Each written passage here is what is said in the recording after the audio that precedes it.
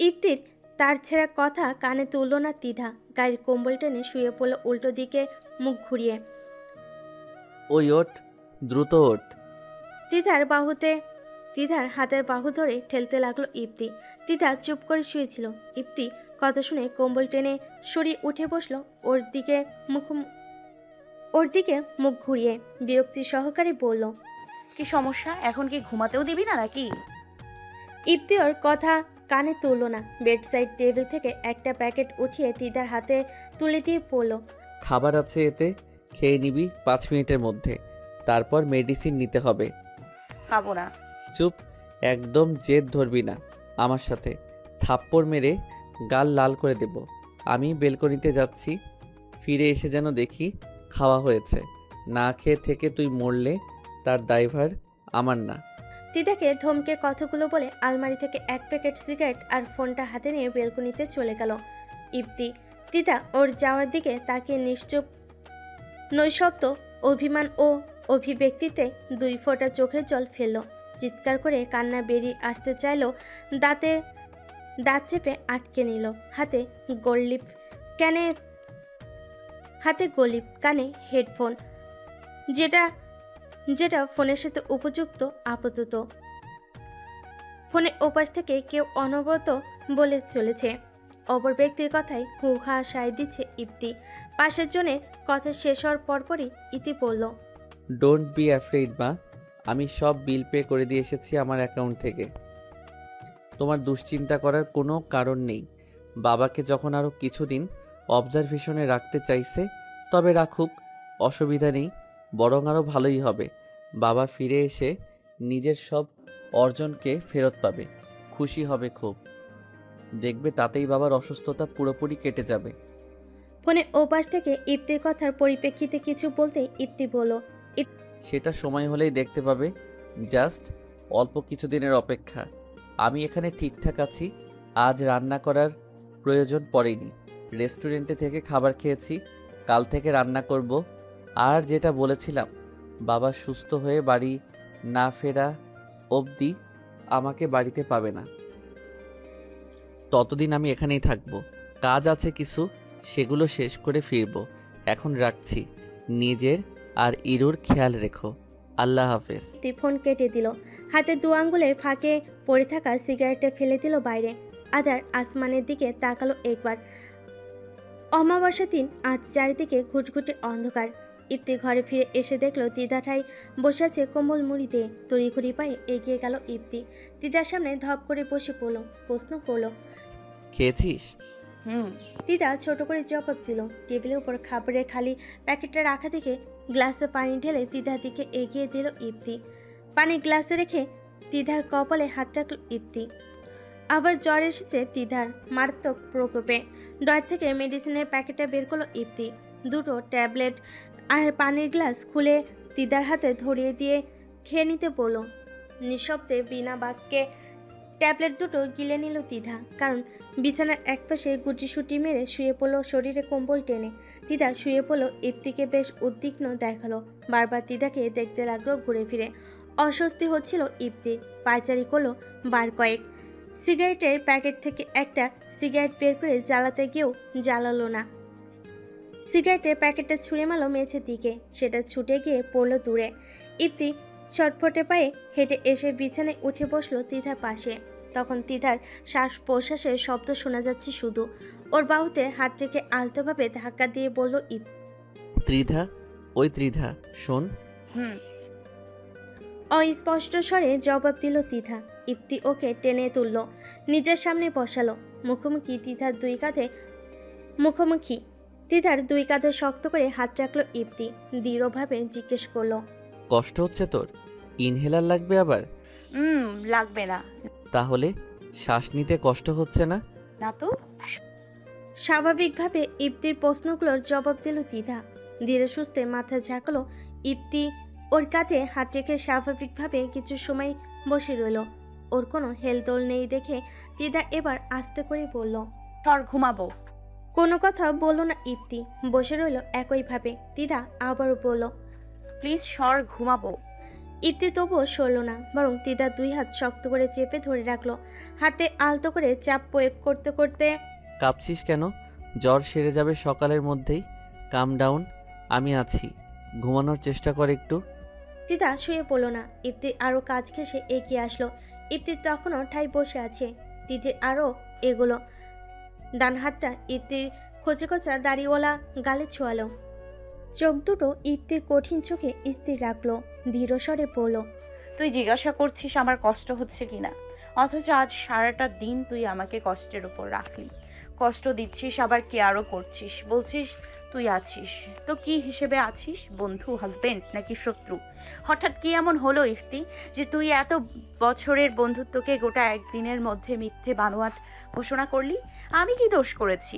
আমার দোষটা আমাকে বুঝতে দে, অন্তত মুখে বল। আচ্ছা, মানলাম বিয়েটা করেছিস কোনো কারণবশত, জোর করে করার পেছনেও অবশ্যই কোনো কারণ রয়েছে, কিন্তু কি কারণ? আমার পরিবারে কি হবে? তারা নিশ্চয়ই এখন আমার জন্য মারাত্মক দুশ্চিন্তায় আছে, হয়তো রাতে ঘুমায়ও নি। না ঘুমাক, ঘুমানোর দরকার নেই। আমি চাই তারা তোর জন্য দুশ্চিন্তা করুক, আর এজন্যই তোকে এখানে এনেছি। এটুকু জেনে রাখ, তারা জানে তুই আমার কাছে আছিস।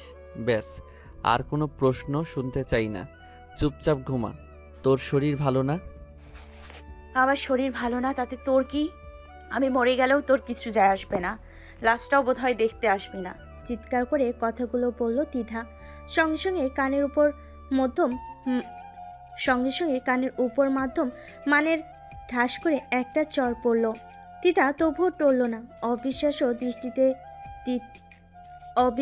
দৃষ্টিতে ইপ্তির দিকে তাকিয়ে রইল। ইপ্তি তখন হাত মুঠো করে ঠোঁট চেপে কঠিন চোখে তিধার মুখের দিকে তাকিয়ে আছে। মরার খুব শখ তোর, তাই না? এক বোতল বিষ এনে দেব, খেয়ে মরে যাবি। তবে এখন না, আমার কাছ থেকে দূরে সরার পরে, যাতে আমার উপর কোনো দায়ভার না আসে। আমার বাবার সাথে তোর কিসের সমস্যা? কি করেছে আমার বাবা? এখন তোকে বলার প্রয়োজন মনে করছি না। যেদিন এখান থেকে মুক্তি দেব সেদিন বলবো। আমাকে এখান থেকে ছাড়বি কবে? সঠিক সময় আসুক, তারপর। এখন আর আমার মাথা চিবিয়ে খাবি না। যা ঘুমা। ইপ্তি উঠে চলে যাবার জন্য উদ্যত হলো, তবে শক্ত কবজিতে নরম হাতের টান পড়ল। তিতা নরম হাতে শক্ত করে ইপ্তির হাত ধরে রাখার চেষ্টা করছে। ইপ্তি ওর কাজটা সহজ করে দিল। নিজে আবারও এসে পড়ল বিছানায়। তিতা এক হাত ইপ্তির গালে রেখে পড়ল, তোকে আমি চিনি ইফতি। এই যে পাষাণ চেহারার একটা মুখোশ পরে তুই বসে আছিস না, এটা শুধুমাত্র তোর একটা খোলস। আমাকে শেখাতে আসিস না। আমাকে জোর জবরদস্তি করে এখানে আটকে রেখেও তোর ওই পাষাণ চেহারার আড়ালে যে দুশ্চিন্তার ছাপ আমার জন্য পড়ছে তা আমি দেখতে পাচ্ছি। তুই কেন ধরা দিচ্ছিস না? ইপ্তি কথা বলল না। ঠোঁট কামড়ে তিদার চেহারার উপর নিজের চোখ দুটো অনবরত বিচরণ করতে লাগলো। তিদা আকুল হয়ে উঠল। ইপ্তির হাত ঝাঁকিয়ে বলল, তুই আর আমার ইফতি নাই রে, তুই অন্যরকম একজন ইফতি। মর্তুজা হয়ে গেছিস, যাকে আমি চিনি না। ইপ্তির বুকে ধাক্কা মেরে ওকে সরিয়ে দিল তিধা। কম্বলটা পেঁচিয়ে ঘুমিয়ে পড়ল সঙ্গে সঙ্গে। ইপ্তির রাগ নিয়ন্ত্রণে রাখতে হাত মুঠো করে নিল। সিগারেটের প্যাকেটটা তুলে নিয়ে আবারও বেলকনিতে চলে গেল। বেলকনিতে দাঁড়িয়ে সিগারেট ফুঁকতে ফুঁকতে ইপ্তির মনে পড়ে গেল পুরনো সেই দিনগুলোর কথা। একদিন ক্যাম্পাসের লেকপারের সামনের দিককার সাউনির ভেতরের বেঞ্চিতে বসে সিগারেট ফুঁকছিল ইপ্তি। সচরাচর সিগারেট খায় না ও, দিনে চলে একটা কি দুটো, তাও সবার সামনে নয়, আড়ালে আপডালে। লেকের এই জায়গাটাই এই সময়ে কারোর আনাগোনা পাওয়া দুষ্কর। দিদার আসার কথা রয়েছে আজ। ইপ্তি কিছু কেনাকাটা করতে যাবে, দিদাকে সাথে নিয়ে যাবে দামাদামি করতে। দিদা কেনাকাটায় কখনো ঠকে না, তবে ইপ্তির তেমন শপিং করতে যাওয়া হয়ে ওঠে না। আজ বোনের জন্মদিন উপলক্ষে ওর জন্য গিফট কিনবে। দিদার আসার কথা ছিল আরও ঘন্টাখানেক পরে, তাই ইপ্তি নির্দ্বিধায় আরামসে সিগারেটের ধোঁয়া ওড়াচ্ছিল। কিন্তু আচানক দিদার আগমন ঘটল। শীতের সকালে শরীরের চাদর আর মাথায় ওড়না পিছিয়ে ফ্রক পরিহিতা রমণীকে দেখে ইপ্তির অস্বস্তি বোধ হলো খুব। সিগারেটখোর ইপ্তিকে কখনো স্বচক্ষে দেখার সুযোগ হয়নি দিদার, কখনো না, মানে কখনোই না। চেষ্টা করেও পারেনি। আজ হঠাৎ না চাইতেও দৃশ্যটা চোখের সামনে পড়তেই চোখে মুখে চরম বিস্ময় ফুটে উঠল দিদার। এ ব্যাপারে কখনো সে কোনো কথা বলেনি। সাউনির ভেতরে ইপ্তির পাশে গিয়ে বসে কাঁধ থেকে ভ্যানিটি ব্যাগ রাখতে রাখতে ও শান্ত স্বরে জিজ্ঞাসা করলো। দিনে কটা খাস? ইপ্তিও স্বাভাবিকভাবে জবাব দিল। তিধা দুটো তিনটে। এতে ক্ষতি হয় জানিস? হ্যাঁ জানি। মরার চান্স বেশি থাকে, তাও খাস কেন? কপালের মরণ লেখা থাকলে এমনি মরবো, সিগারেটের দোহাই দিতে হবে না। চুপ করে রইল কিছুক্ষণ। তখন ইপ্তি সিগারেটটা ফেলেনি, তবে অবহেলার সহিত আঙ্গুলের ফাঁকে রেখে দিল। তিধা সেটাকে চোখের পলকে কেড়ে নিল। ইপ্তি জোরাজোরি করতেই বলল, তুই সিগারেট খেলে আমিও খাবো। আরে ধুর, মেয়ে মানুষের সিগারেট খেতে হয় না, এটা বাজে জিনিস। ও বাজে জিনিস না? তাহলে খাচ্ছিস কেন? নিজে যখন স্বীকার করলি যে এটা বাজে জিনিস, তখন এটা ছেড়ে দে। এসব বাজে ছেলেরা খায়, তুই তো বাজে ছেলে না। আচ্ছা বাবা, ফেলছি, আর খাবো না এসব বাল। ইপ্তি খেয়াল হলো সেদিনের পর দীর্ঘদিন সে সিগারেট ছুঁয়েও দেখেনি, হয়তো তিধার কথা ভেবে। এরপর একদিন যখন তিধার বাবার কর্মকাণ্ড সম্পর্কে জানলো, ইপ্তির পৃথিবী জুড়ে তিধার বাবার কারণে একটা প্রবল ঘটল। ইপ্তির পৃথিবী জুড়ে তিধার বাবার কারণে একটা প্রলয় ঘটল যখন ইপ্তি আবার সিগারেটে আঙ্গুল ধরালো। বরং এসবের সূচনার পর থেকে ইপ্তির সিগারেট খাওয়ার সংখ্যা বেড়েছে এবং প্রতিনিয়ত তা বেড়ে চলেছে। তাহলে কি তিধার ভাষায় ইপ্তি বাজে ছেলে হয়ে গেল? কথাটা বারবার মনে আসলো ইপ্তির। ভোর পর্যন্ত ওর বেলকুনিতে কেটে গেল। ডিআইজি তারেক ইকবালের সুবিশাল বাড়িটার আজ মর্মরে দশা। শেষবার এমন দশা হয়েছিল তিধার মা মারা যাওয়ার সময়। তারেক ইকবালের বাড়িতে বর্তমানে উপস্থিত আছে তার ছোট ভাই মিজাল ইকবালের পরিবার। তিধার বিয়ের জন্য এ বাড়িতে এসেছিলেন তারা। হঠাৎ করে এমন ঘটনা ঘটে সব কিছু এলোমেলো হয়ে গেল। মেহমান আর আত্মীয়রা বেশিরভাগই ফিরে গেছেন বিয়েবাড়ি থেকে, কারণ তাদের জানানো হয়েছে তিধা নাকি তার প্রেমিকের সাথে পালিয়ে গিয়ে বিয়ে করে নিয়েছে। এলাকায় এসব রটে গেছে গতকালই। কে রটিয়েছে তা কেউ জানে না। এলাকায় তারেক ইকবালের আলাদা একটা সম্মান আছে। এই অযাচিত ঘটনার জন্য তাতে ভাটা পড়েছে। সকল মেহমান চলে গেলেও মিজান ইকবাল ভাইয়ের সাথে থেকে গেছে। তারেক ইকবাল বসার ঘরে পায়চারি করছিল। বসার ঘরের আলো জ্বলতে দেখে দোতলা থেকে নেমে এসেছেন মিজান ইকবাল। ভাইকে চিন্তিত দেখে জিজ্ঞাসা করলেন, কি হয়েছে ভাইয়া, কোনো খবর পেলেন? মেয়েটা আমার ভালো নাই রে মিজান, একটা জল্লাদের কবলে গিয়ে পড়েছে। যত দ্রুত সম্ভব মেয়েকে আমার কাছে নিয়ে আসতে হবে। তাহলে শিগগির ব্যবস্থা করুন ভাইয়া, ওকে ওই ছেলেটার কাছে রাখা নিরাপদ হবে না। আমার হাতে যে এখনো কোনো উপায় নেই। ইপতি শর্ত দিয়েছে আমি যদি চাকরি না ছাড়ি আর ওর বাকি কন্ডিশনগুলো মেনে না নেই, তাহলে মেয়েকে আর কখনো দেখতে পাবো না। মিজান অবাক হয়ে পড়ল। এভাবে বলছেন কেন ভাইয়া? মনে রাখবেন আপনি একজন ডিআইজি, আপনার হাতে তো অনেক ক্ষমতা, চাইলেই মেয়েকে ফিরিয়ে আনতে পারবেন। তারেক ইকবাল বলল, না রে মিজান, এ তো সোজা নয়। তাই যদি হতো তাহলে কি এতক্ষণ হাত গুটিয়ে বসে থাকতাম? এর মধ্যে অনেক অসুবিধা আছে। আমার মেয়ে আমার সব কিছু ও জানে। ওর বাবা খুব ভালো মানুষ, অনেক পেঁয়াজ আছে, তোকে বোঝাতে পারবো না। শুধু এতটুকু জেনে রাখ, ডিআইজি হয়েও আমি আজ নিরুপায়। আমি ভাবছি, কাল পর্যন্ত সময় নিয়েছি ভাবার জন্য, দেখি কি করা যায়। ইপ্তি বেলকুনিতে ঘুমিয়ে পড়েছিল হেলান দিয়ে। ভোরের দিকে ঘুম ভাঙল ওর। সামনের বাগানে সেগুন গাছ থেকে পাখিদের কিচিরমিচির ডাক ভেসে আসছে। ইপ্তি তড়িঘড়ি করে উঠল। ঘরে ফিরে এসে ঘড়িতে সময় দেখল। দুদিন অফিস থেকে ছুটি নিয়েছিল। আজ থেকে আবার শুরু হবে ওর কর্মব্যস্ত জীবন। ইপ্তি ফ্রেশ হয়ে রান্নাঘরে চলে গেল। ফ্রিজ থেকে সবজি বের করে সকালের নাস্তা তৈরি করতে শুরু করলো।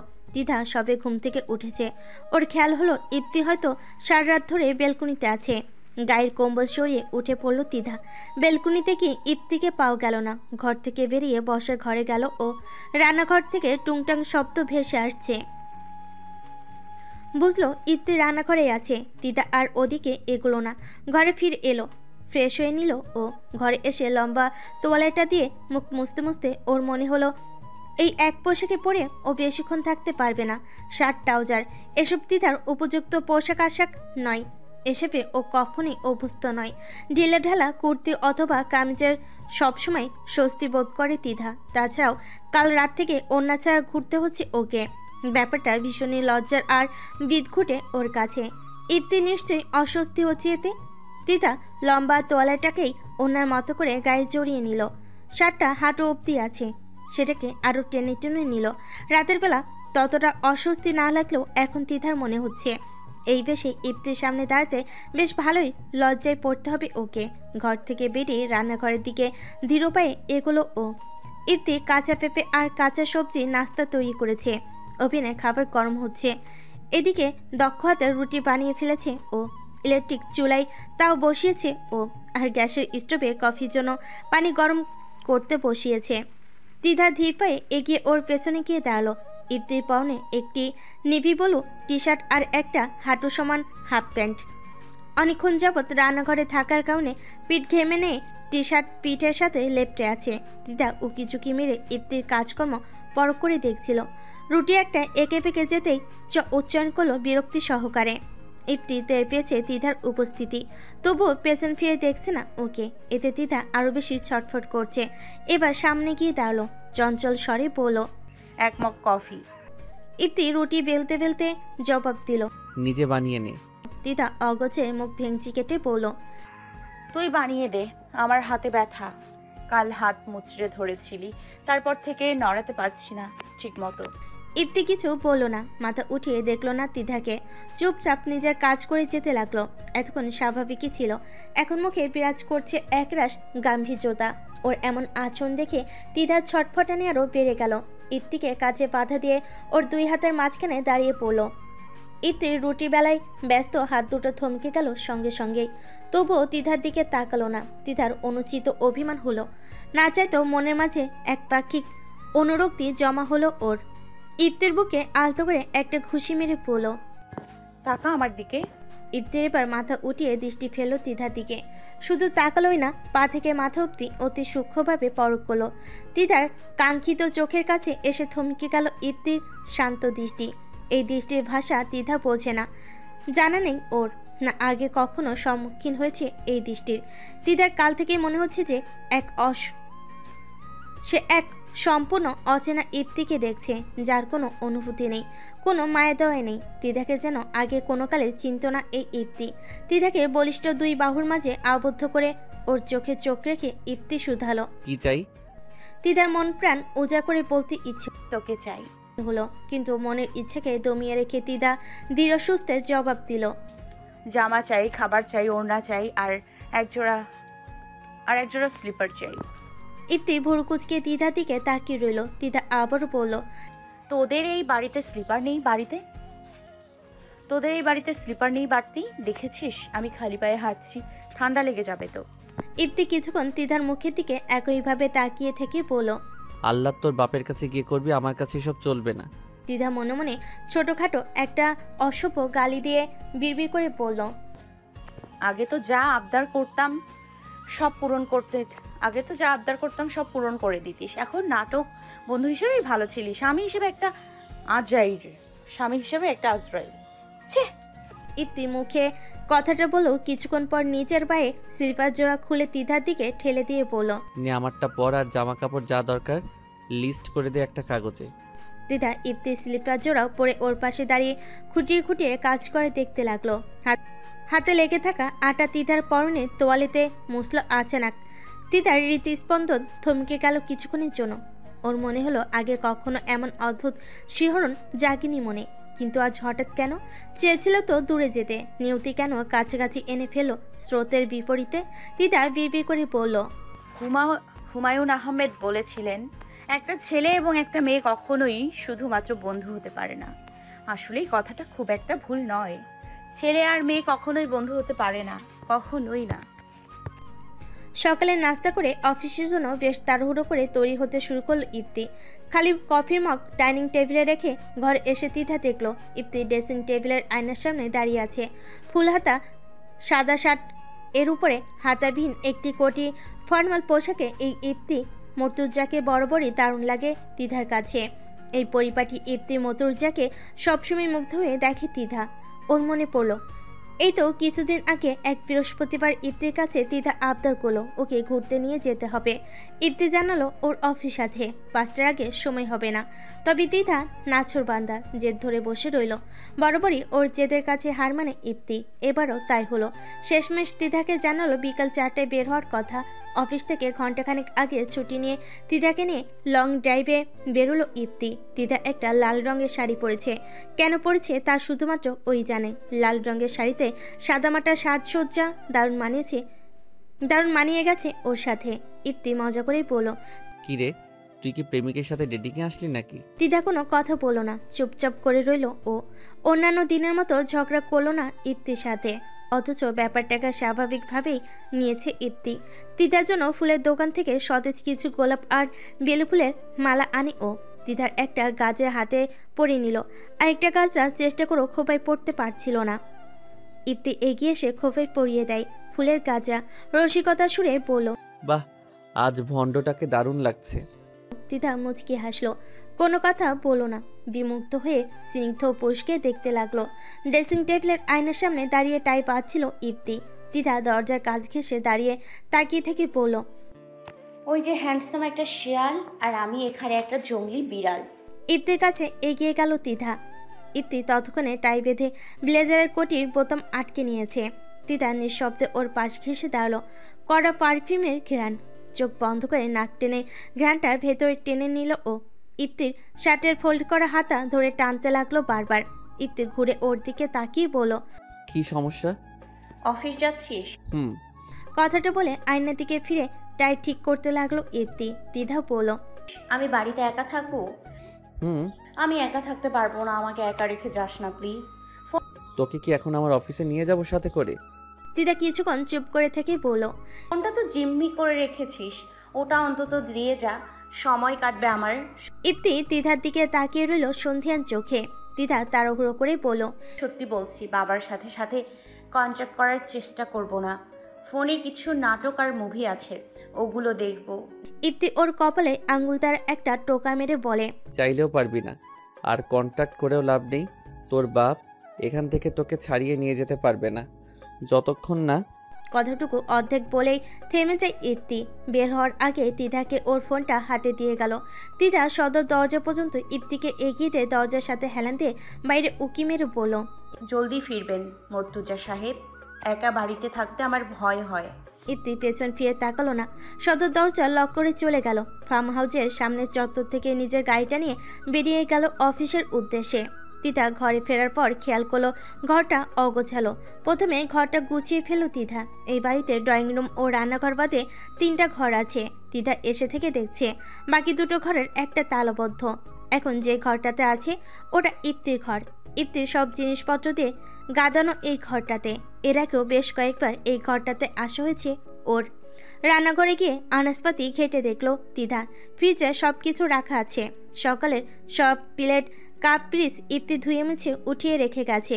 তিধার ঠোঁটের কোণে কিঞ্চিত হাসি রেখা ফুটে উঠল ওর। মুগ্ধ গলায় বলল, হাজব্যান্ড ম্যাটেরিয়াল, ওর বউ যে হবে সে নিশ্চিত সৌভাগ্যবতী। কথাটা বলেই থমকালো তিধা। দেওয়ালে হেলান দিয়ে দাঁড়িয়ে পড়ল, আমি তো এখন ওর বউ, যদিও অল্প দিনের জন্য, তবু ওরই তো বউ। ইফতি মর্তুজার ওয়াইফ। কি দুঃস্বপ্ন না বাস্তব, অথচ এখনো সবকিছুকে গোটা একটা দুঃস্বপ্ন মনে হচ্ছে কেন আমার। কিছু ঠিকঠাক মতো গুছিয়ে রাখতে লাগলো। ঘরে ফিরে আলমারি খুলল। চাবি আলমারির সাথে ছিল, সেটাকে সরিয়ে রাখলো তিধা। আলমারিটা অগোছালো পড়েছিল। ইফতি বেশ কিছু শার্ট আছে, শার্ট গেঞ্জি গুলো বের করে সব বিছানার উপর রাখলো তিধা। বসে সব ভাঁজ করতে করতে ইফতির একটা নীল শার্টে বুকে চেপে ধরে অস্পষ্ট স্বরে তিধা বলল, 1 মাস হোক, 1 বছর হোক, অথবা 1 যুগ হোক, আমি ইফতি মর্তুজার বউ। এটা আমার সংসার, একে আমি পায়ে ঠেলে দিই কি করে? দেওয়ালে হেলান দিয়ে বসলো তিধা। ইফতির শার্টটা বুকে চেপে ধরে রাখলো। এখনো ওর থেকে কড়া পারফিউমের ঘ্রাণ নাকে এসে ঠেকছে। তিধা সেটাকে শক্ত করে চেপে ধরে বিড়বিড় করে বলল, সম্পর্কের জটিল সমীকরণটা অন্যরকম হলেও পারতো। এরকম কেন হলো আল্লাহ? তুমি কেন আমার কপালে এসব লিখলে? আমি তো জায়নামাজে বসে কখনো তোমার কাছে ইফতিকে ভিক্ষা চাইনি, তাহলে তুমি অযথা কেন শুনতে গেলে আমার মনের কথা? চেয়েছিলাম তো ওর কাছ থেকে দূরে সরে যেতে। এই জন্যই তো বাবার পছন্দ করা ছেলেকে বিয়ে করতে রাজি হয়ে গেলাম। তবুও কেন ভাগ্য আমাকে সেই মানুষটার কাছে এনে ফেললো, যার থেকে আমি দূরে যার- যার থেকে আমি দূরে যার থেকে আমি দূরে পালিয়ে যেতে চাচ্ছিলাম। সেই যে সুন্দর সম্পর্কটাকে সুন্দরের পর্যায়ে রাখার জন্য প্রতিনিয়ত মিথ্যা নাটক করলাম, সেটা তো নষ্ট হয়েই গেল। কিচ্ছু করার নেই আমার, কিচ্ছু না। তিদার চোখ বেয়ে টপ টপ করে জল গড়িয়ে পড়ল। ঠোঁট কামড়ে কান্না আটকানোর চেষ্টা করতে লাগলো ও, কিন্তু কোনোভাবেই তা সম্ভব হলো না। ঘরে সব কিছু গুছিয়ে রেখে ফোনটা হাতে নিল তিধা। ফোন অফ করে রাখা ছিল, ইপ্তি অফ করে রেখেছিল। বিছানায় বসে ফোনটা খুলল তিধা। কল লিস্টে ঢুকে দেখলো মিতু আপুর অনেকগুলো মিসড কল। কল ব্যাক করার জন্য মিতুকে কল দিতেই তিধা বুঝতে পারলো ওর ফোনে ব্যালেন্স নেই। অথচ ওর স্পষ্ট মনে আছে ফোনে 100 টাকার মতো ব্যালেন্স ছিল। ইমার্জেন্সি ব্যালেন্স নেওয়ার চেষ্টা করলো।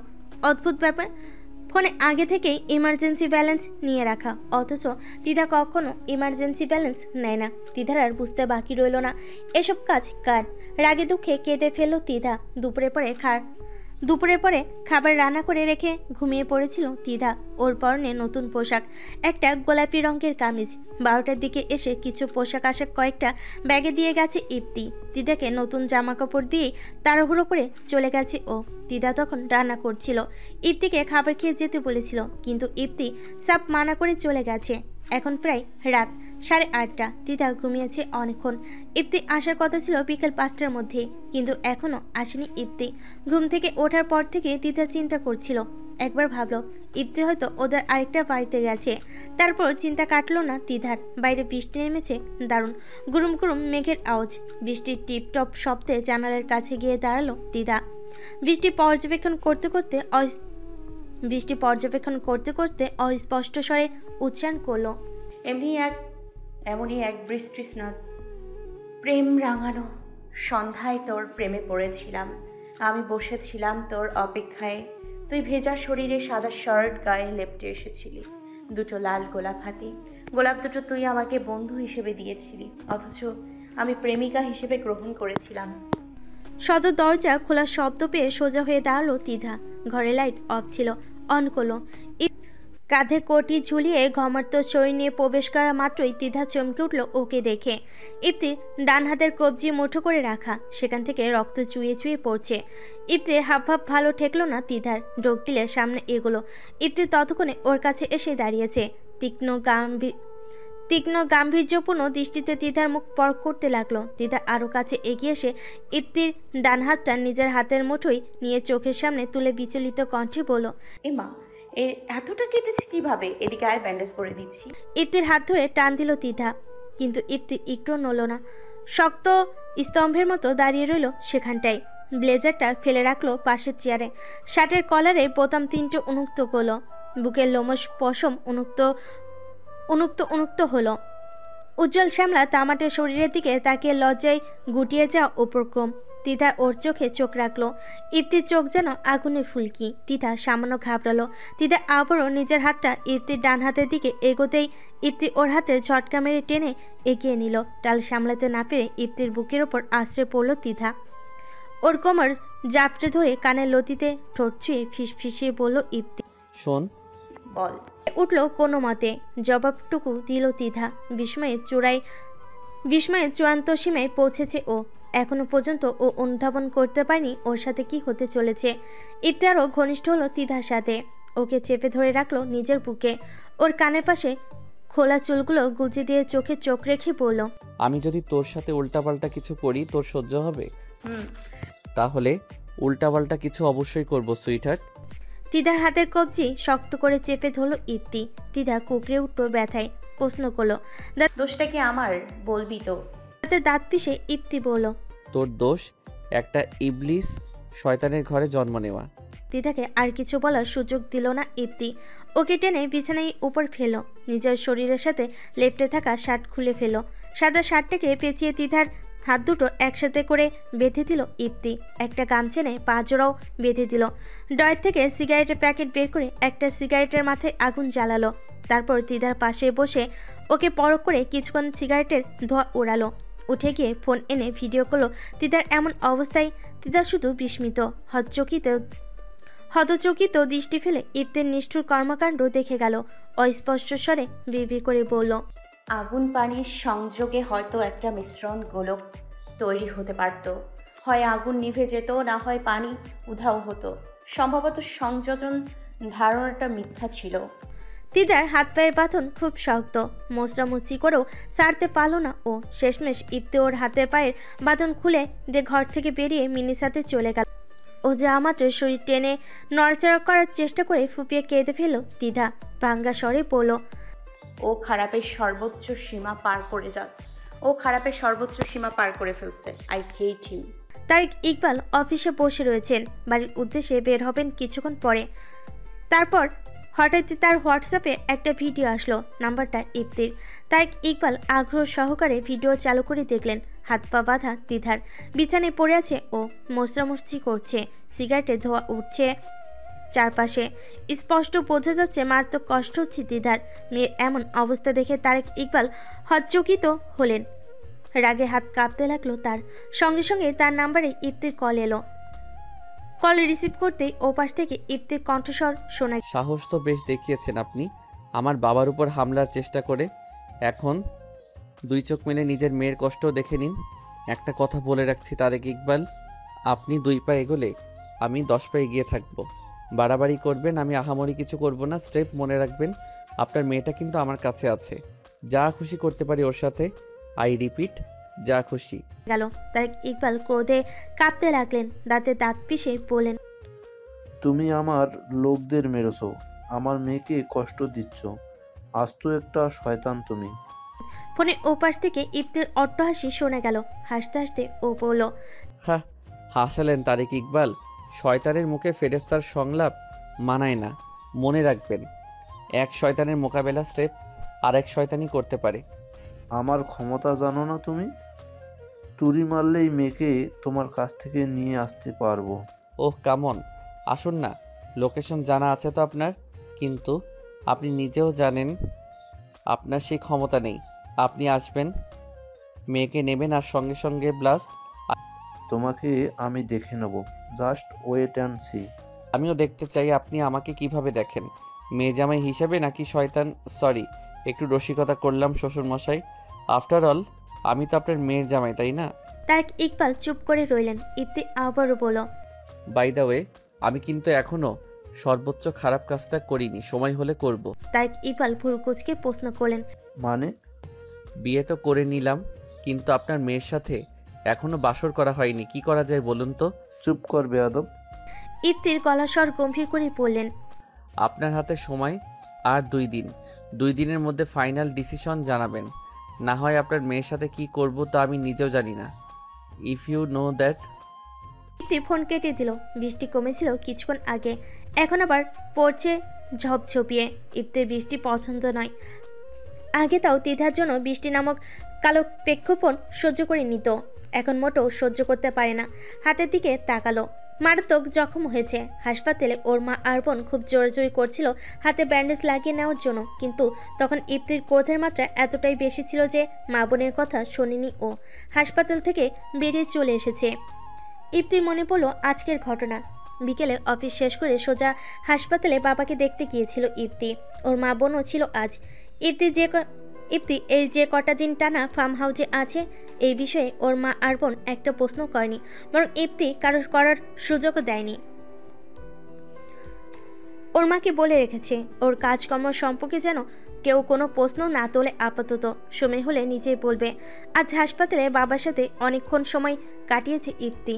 7টার দিকে যখন বাবার কেবিন থেকে বেরোতে যাবে, তখন কিছু মাস্ক পরিহিত লোকের আনাগোনা দেখে মনে সন্দেহ জমাট বাঁধে ওর। ধারণা সঠিক হলো। ইফতির বাড়ির সবাই কেবিন থেকে বেরিয়ে যেতেই লোকগুলো কেবিনে ঢুকে গেল। ইফতি বেরিয়ে গিয়েও দূরে দাঁড়িয়ে নিজেকে আড়াল করে ওদের উপর নজরদারি করছিল। দ্রুত এগিয়ে আসলো ও। 3জন লোককে কেবিনের ভিতরে নিজের বাবার দিকে ছোড়া হাতে এগোতে দেখে মস্তিষ্কে রক্তক্ষরণ হলো ইফতির। বলিষ্ঠ হাতে ঘায়েল করলো গুন্ডাগুলোকে, নিজেও আঘাত হলো, গুন্ডাগুলোকে পালিয়ে যেতে সক্ষম হলো।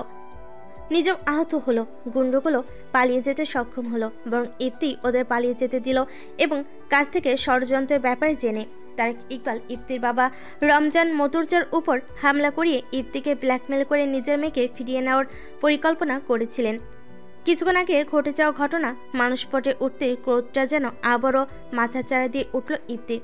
চোখ বুজে দাঁতে দাঁত পিষে জোরে জোরে শ্বাস নিল ও ক্রোধটুকু দমন করার চেষ্টা করলো ইফতি।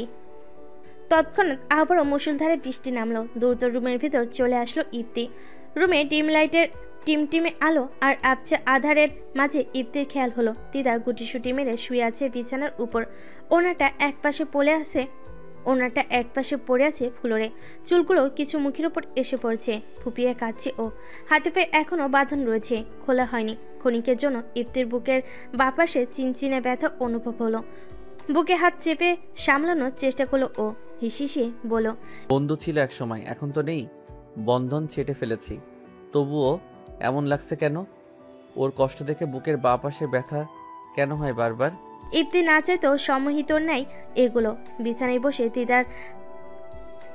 বসে তিধার হাত ছোঁয়া মাত্রই ঝটকা মেরে ওর হাতটা সরিয়ে দিল তিধা।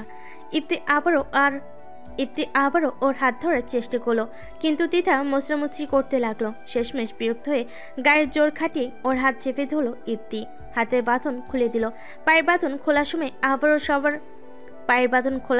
আবারও সরার চেষ্টা করলো তিধা। চুপ, একটু নড়াচড়া করবি না, হাত পা কেটে মাটিতে পুঁতে দেবো একদম।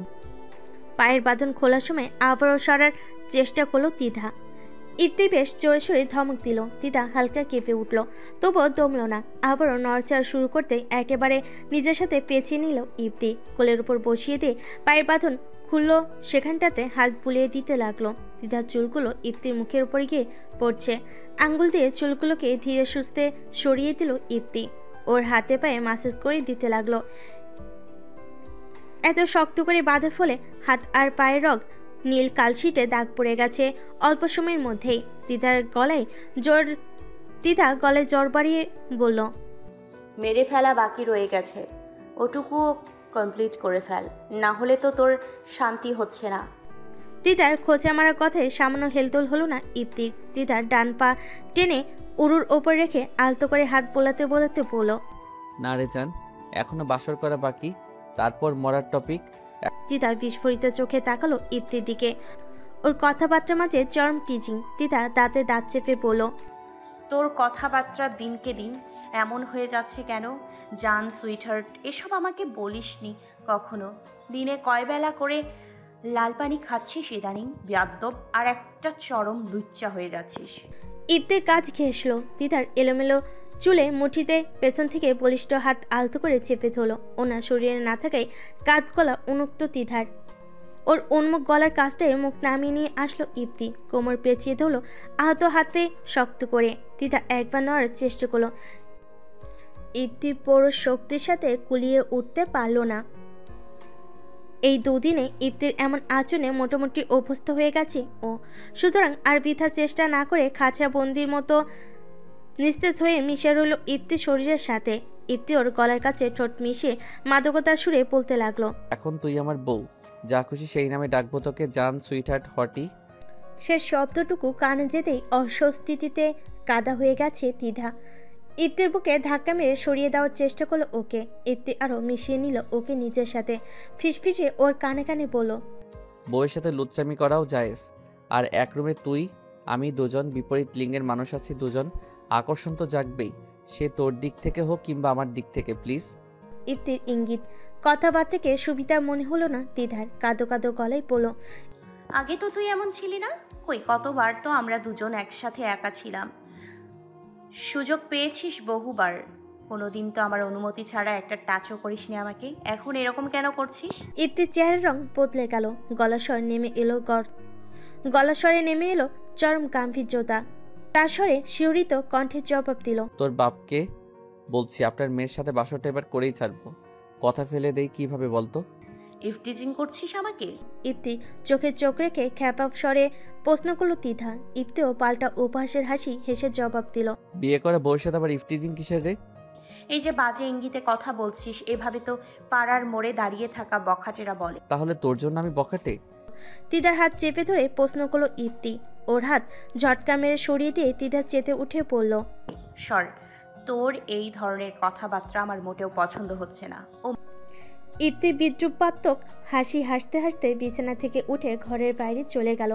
তিধা মারাত্মক বিরক্তি সহকারে কম্বল গায়ে টেনে ঘুমিয়ে পড়ল ড্রয়িং রুমে ডাবল সোফায় চাদর মেলতে ব্যস্ত ইপ্তি।